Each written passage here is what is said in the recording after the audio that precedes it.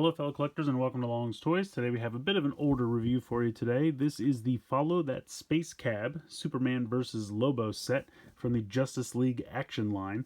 Now I did do a couple reviews of these a while ago, back when they were out. It's definitely an older line at this point, done by Mattel. And this license for these size figures has now passed to Spin Master. But I found this on the Best Buy website for a clearance price of $16. And I couldn't pass it up. It was one that I'd always kind of wanted. It came out towards the end of the line, and unfortunately distribution for this line was never really that great. I used to find them at Toys R Us back when Toys R Us existed, or sometimes at Walmart, but I felt like Target never carried them, and I never saw them in person at a Best Buy, so I was kind of looking through other things on Best Buy's website, and for whatever reason this popped up, and I couldn't believe they actually had it, and on clearance for such a good price, so I had to jump on it. And I just thought I'd, review it for you guys so we can check it out.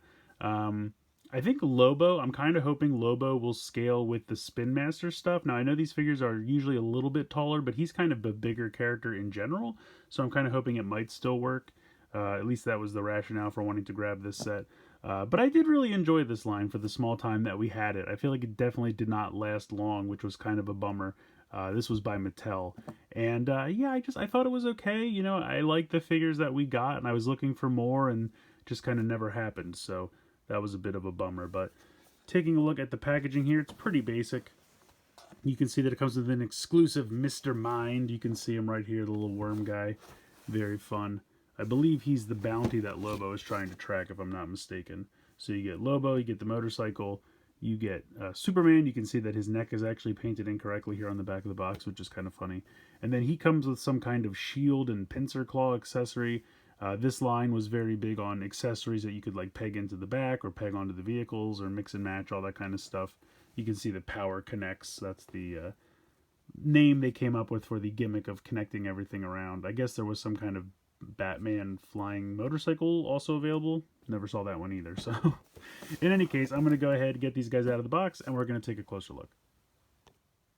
Here are the figures out of the box, and I have to say they look great. I really like this style of animation that they used. I like the big square jaw on Superman. I think that looks really cool. Now, unfortunately, mine has some paint or something on the chin. I tried to scrape it off a little bit, but not too bad. I'll have to work on that a little bit more later. But I like the design. I think he looks cool. Head can move from side to side. Otherwise, they have pretty much the same articulation as the Spin Master figures. You can see you have a kind of limited hinge here in the shoulder. You have a rotation there.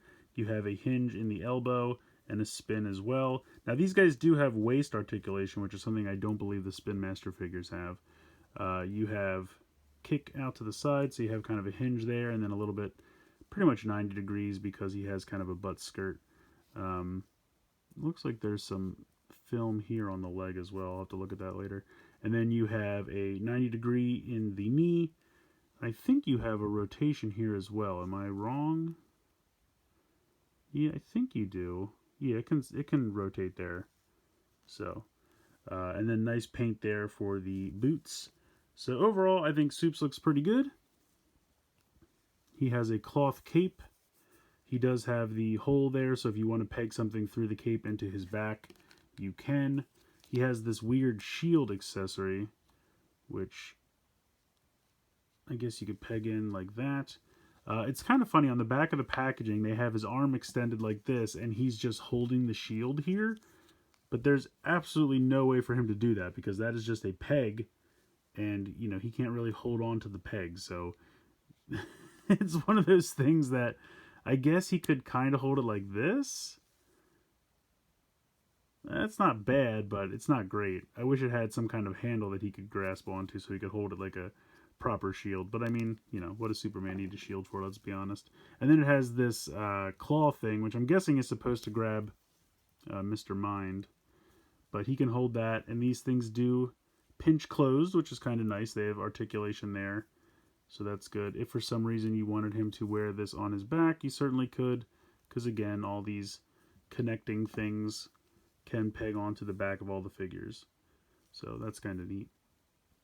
So those are the two accessories that he comes with. Otherwise, I think the figure looks pretty good. Like I said, really a big fan of the style of animation they used for this series, and it comes through pretty well on the toys, I have to say.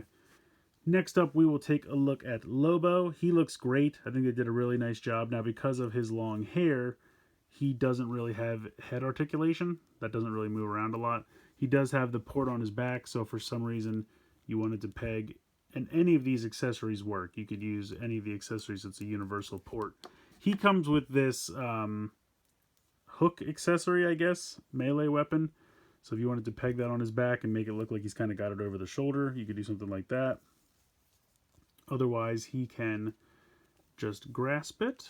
You can put it in his hand like so, or in the packaging, he's holding it by this peg. You could do that as well, although that's a little loose there, as you can see. It's not the best accessory, but, you know, it's okay. A little translucent green hook there. But getting back to the figure, he's got the same kind of limited hinge there in the shoulder, as well as a rotation. You can go, I think that can go all the way around, although it feels like it doesn't really want to. There we go. Okay. Just navigating around the sleeves and the hair. You do have a 90-degree bend in the elbow and a swivel there as well. The hand and the forearm is all one solid piece, so I thought maybe he'd have a swivel at the gloves, but it doesn't look like he does. He does have a waist swivel, though. Hips can go out to the front. It should have side to side, but it's a little tight. And again, it looks like he's got some film on the legs here. I'll have to take a look at that. And then he's got the bend in the knee and the rotation there as well. And then the rest of the leg is one solid piece. But I think he looks pretty cool. He definitely scales well with Superman here. And then just for comparison, here is a Spin Master Batman. You can see, I think he's about 4 inches, so these guys are about 4.5. And these two don't really work, I don't think, unfortunately. I don't think Batman and Superman from this line are going to scale very well, but if we take Superman out of the side and we say, you know, Lobo to Batman, it's not terrible because, like I said, Lobo is a larger character, so I feel like, you know, that's not too bad. He's about a head taller than Batman, which I think would make sense. So it kind of works. It kind of works. But let's go ahead next and we will check out Mr. Mind. He is a tiny, devious little talking worm, very highly intelligent. And he's just a little figure. He has no articulation whatsoever. But they did mold his voice box in, but didn't paint it. But they did paint his eyes. Kind of this weird glittery paint. I'm not really sure why, but the black down the back looks pretty good. So he's just a tiny little figure. He does have a peg hole there. So that's fun. I think he's pretty cool. Let's go ahead and check out the motorcycle next. It's pretty basic, honestly. It does have some wheels on the bottom here, which allow it to roll. But I think overall it looks pretty good. Got the big thrusters on the back. Have red flames painted here on the sides. Have this cool skull piece here on the front. And if you push this down, you can see it pops out these two translucent guns, which look pretty cool. And then you just slide that back, and they click into place. So I think that's pretty neat. They don't just flip out. They're like on a track. So when you click that back into place, they should stay in pretty well. And then as far as getting him to sit on here, should be fairly simple. And then we will attach his hands to the handlebars, which might be easier to slide in from the bottom. There we go.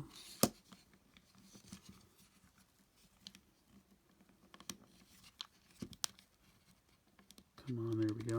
There we go. And then it's just a question of, you know, positioning him and angling the legs how you want. But yeah, he sits on there pretty well. You can see he does float a little bit. I mean, if you want to play with it, you can definitely move the arms around and get it so he sits on there a little bit better. But for the most part, I think he rides pretty well. I guess, like I said, it's just a matter of angling everything correctly. But you can get it to work. Yeah, but he looks good. Looks pretty good riding around on the motorcycle. I think this is a fun little set. You get two figures, you get a vehicle, and then you get the very tiny little Mr. Mind, like, you know, PVC figure. He has no articulation. But you get a couple accessories as well. Now, the accessories for this line were never, like, my favorite part. Some of them made sense. Sometimes you'd get a batarang for Batman, or, like, a quiver and a bow for Green Arrow. Sometimes you just got weird stuff. Like, the green hook is okay. Maybe it's pertinent to the episode. I haven't seen it, so that's possible. I'm assuming this is supposed to be to grab Mr. Mime, so again, that kind of works.